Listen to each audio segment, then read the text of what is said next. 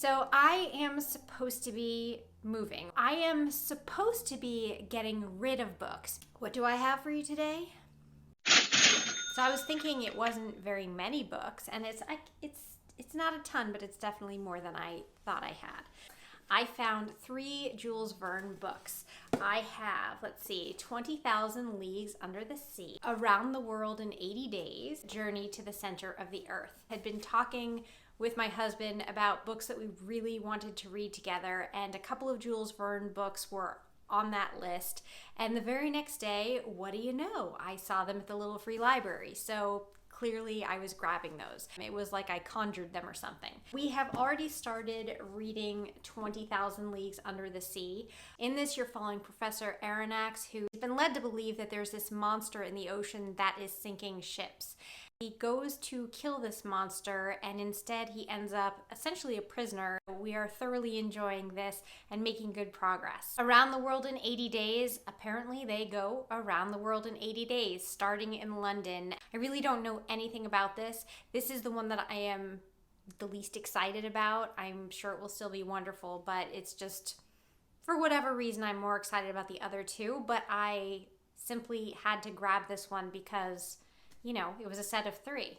I couldn't break the set up. Journey to the Center of the Earth. This is about a boy and his uncle. The boy deciphers an old parchment that shows that there's this tunnel into the center of the earth through a volcano. So he and his uncle set out on this insane journey to the center of the earth. Next, I found an Amor Towles book. This is The Lincoln Highway. I've read A Gentleman in Moscow. I absolutely loved it.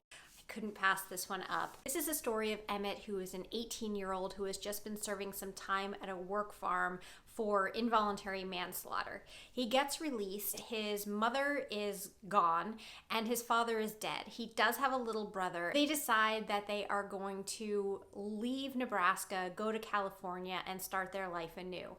However, there are 2 of his friends from the work farm that are hiding in the back, and so they show themselves and plans completely change. They end up going to New York City and things are completely different from what he envisioned. I just feel like Amor Towles is an absolutely beautiful writer. It sounds like a really interesting book, and I think I've heard good things about this.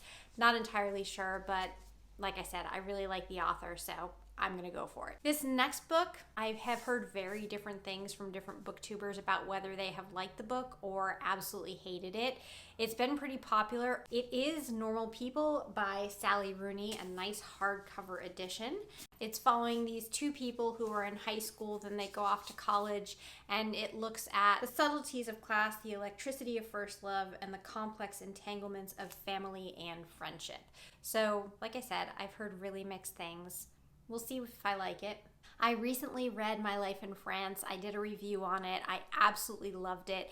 That is the story of Julia Child. It's her memoir, and basically how she went from somebody who did not know how to cook at all, and she ended up on a cooking show and writing all of these cookbooks. I fell in love with her. I fell in love with her story.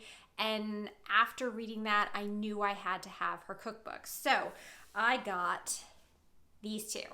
I have they're both Mastering the Art of French Cooking. This is volume 2 and volume 1.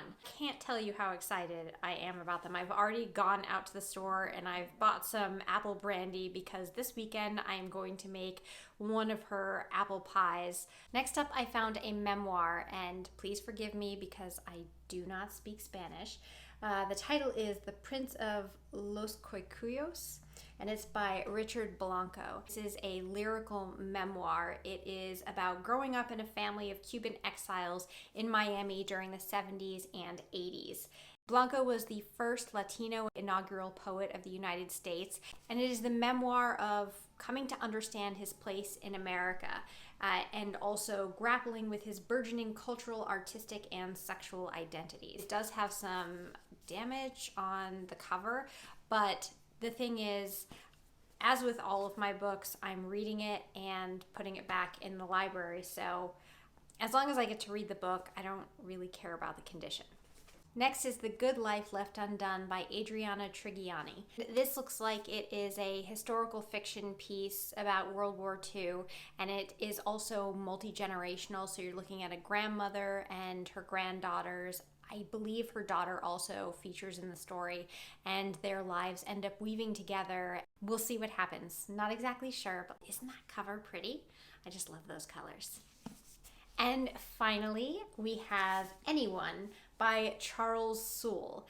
And first of all, can you see that? It's like a fingerprint there on the cover, but it's not terribly evident unless you catch the light the right way, which is kind of cool.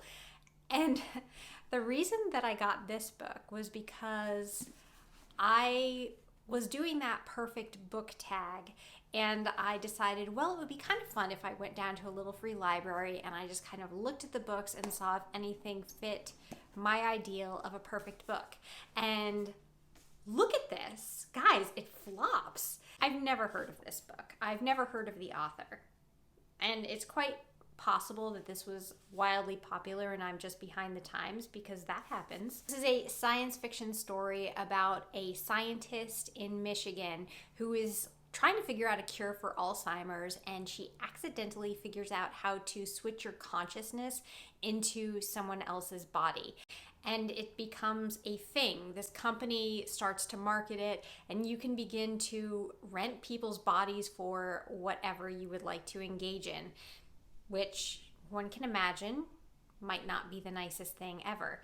Hopefully it's good, but at least it's floppy. So that is it. I have to pack these guys up when I open up my boxes. When I get back to this place in 6 months, it's going to be like opening Christmas presents, because I will have completely forgotten what I have. Thank you so much for watching, and I will see you next time.